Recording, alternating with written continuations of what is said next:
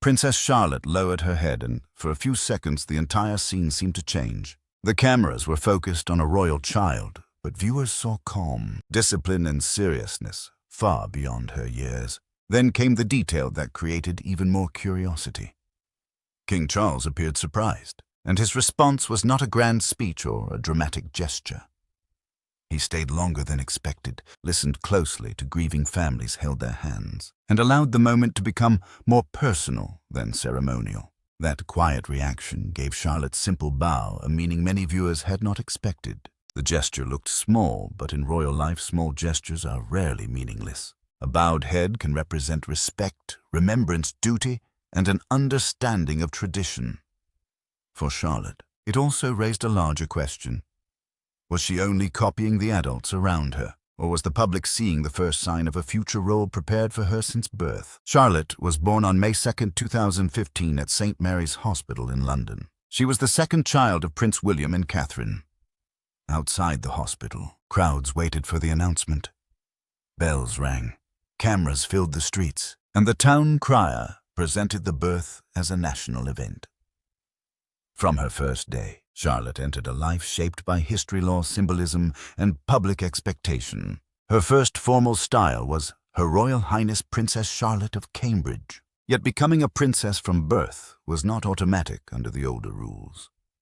In 1917, King George V limited the use of prince and princess to the monarch's children and certain grandchildren in the direct male line. As a great-grandchild of Queen Elizabeth II, Charlotte could have fallen outside those limits. Without a later decision, she might have been known as Lady Charlotte Mountbatten Windsor. That changed in 2012 when Queen Elizabeth II ensured that all children of the eldest son of the Prince of Wales could receive the title of Prince or Princess. Because of that decision, Charlotte became a princess from the moment she was born. Her full name also connects several generations. Charlotte recalls Queen Charlotte, wife of King George III. It is also the feminine form of Charles, linking her to King Charles III. Elizabeth honors Queen Elizabeth II.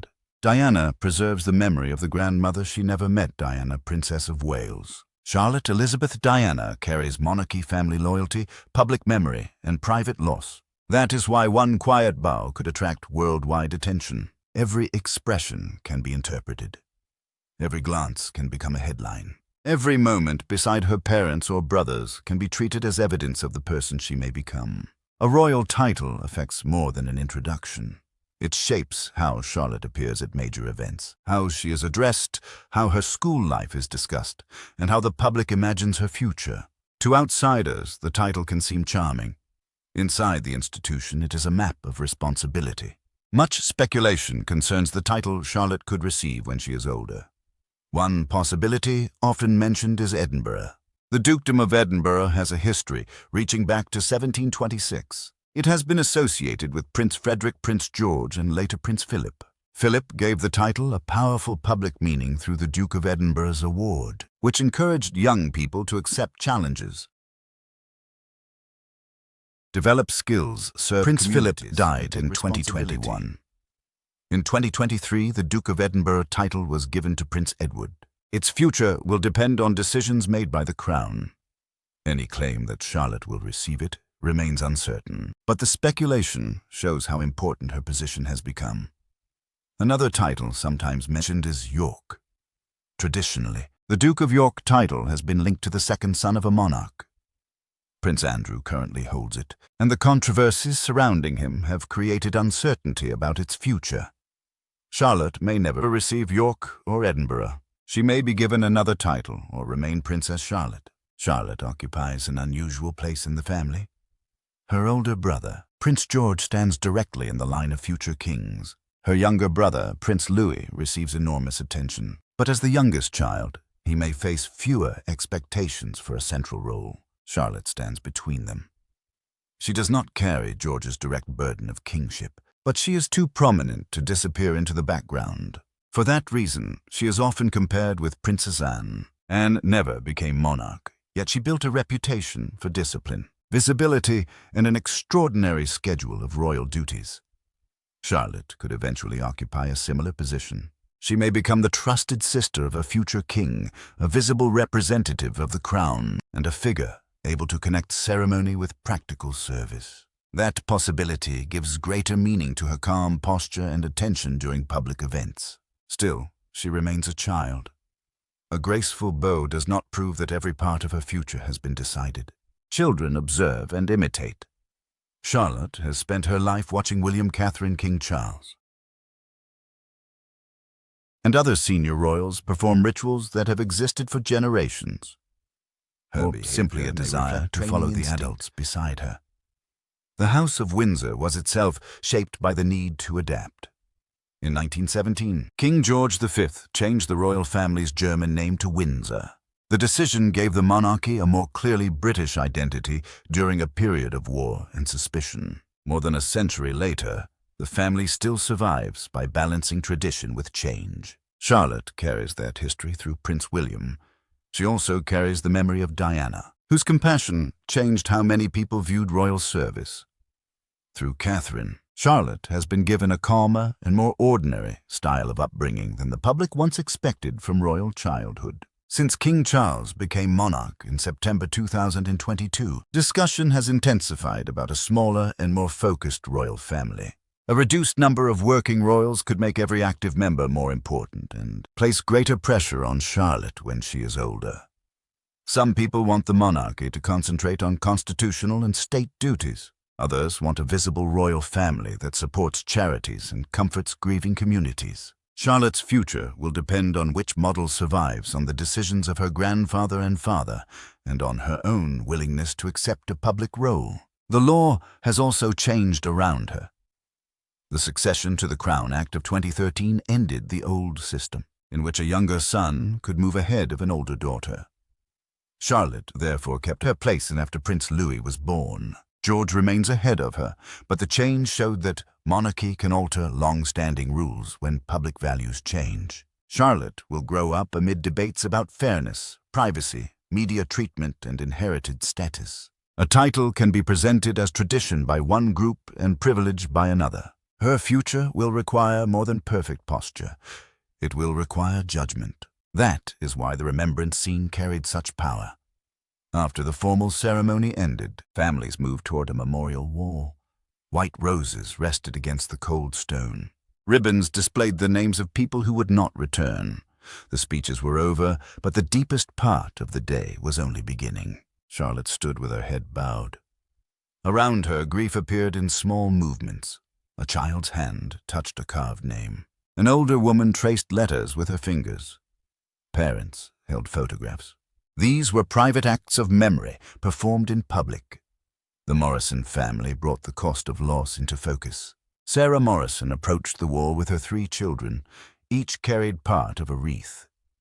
Tommy, the youngest, was too young to understand the full meaning of war, but old enough to know that his father was missing. He stepped away from his siblings, reached upward, and pressed his fingers against his father's name. Later, Tommy asked Catherine whether his father could see them. Catherine knelt so she could speak to him at his level. She told him that every kind action and every brave choice could carry his father's spirit forward. Tommy listened, nodded, and turned back toward the memorial. Nearby, the Patel family placed photographs of their daughter, Mira. The images followed her from a smiling schoolgirl to a medic in uniform. Her parents remembered letters in which she described helping children in conflict areas. It was their first public act of remembrance. Until then, they had carried their grief privately. By sharing Mira's story, they allowed others to see more than a name. She had dreams and a future she expected to live. She wanted to open a clinic. That unfinished ambition became part of the memory held by everyone around them. Mrs. Henderson brought letters and photographs from her son David. His letters described football games with local children, shared meals, and efforts to build schools. In one photograph, he stood smiling beside Afghan children. Catherine noticed the happiness in his face and said he looked as though he felt at home. Mrs. Henderson smiled for the first time that day. As the stories continued, separate families began to form a community. Mrs. Henderson gave Sarah Morrison her phone number and offered help with the children. The Patels spoke about visiting. Their losses remained, but the burden was no longer carried in complete isolation. The king surprised those present by remaining longer than expected. He did not try to dominate the moment. He held hands, listened, and spoke less than the grieving families. That was the reaction hidden behind the larger ceremony. It was not a performance of authority. It was a decision to stay. This is what made Charlotte's bow feel significant.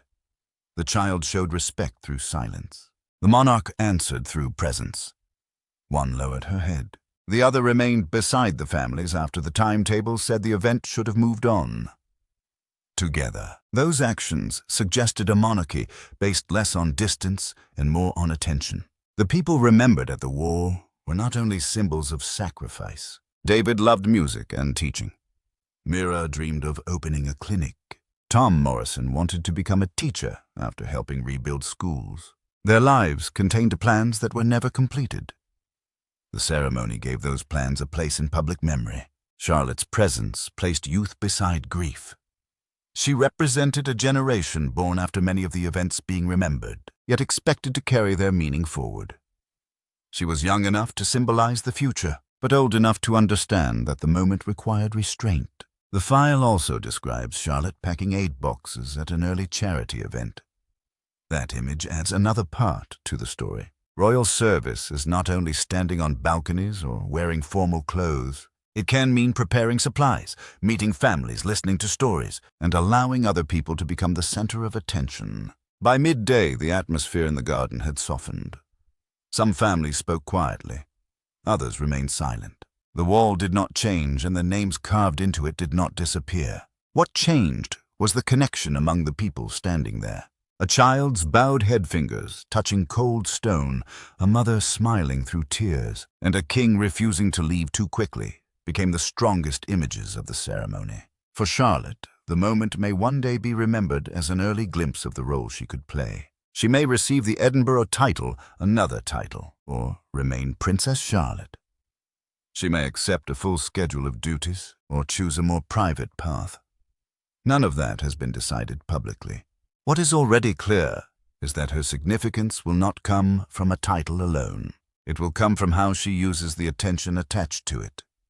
If she carries forward Diana's compassion, Catherine's calm approach, Anne's discipline, and her own confidence, she could become one of the most important members of the next royal generation. The monarchy's future will not be secured only by laws, crowns, or ceremonies. It will depend on whether ancient traditions can remain connected to modern lives. Charlotte's bow mattered because it transformed a formal ritual into a human moment.